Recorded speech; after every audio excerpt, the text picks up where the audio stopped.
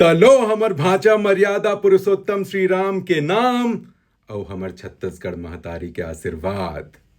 ये मैं हमेशा बोलता हूं, लेकिन आज हृदय में हाथ रख के एक बात लगोठियाओ। हमर छत्तीसगढ़ महतारी के लाज, इज्जत और अस्मिता ला बचाना हमर जिम्मेदारी है कि नहीं है।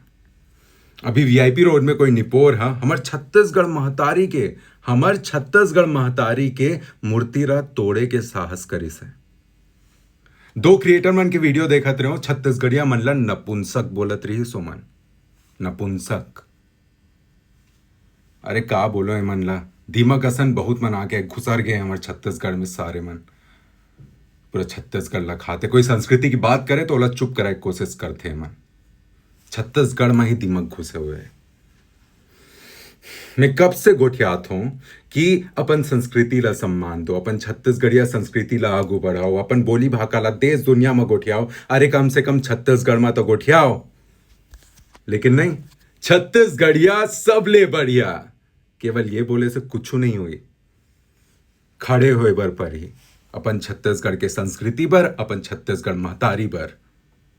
नहीं कोई जरूरत नहीं अपन ना अपना छत्तीसगढ़िया समझे के, अब खुद ला छत्तीसगढ़िया बोले के कोई जरूरत नहीं है। ये गर्व के हक तुमन खो दो। जोन मन ये छत्तीसगढ़िया संस्कृति और बोली भाषा का सम्मान नहीं करते ना, खो दो तुमन। झूठ मत बोलो खुद ला, और जो करते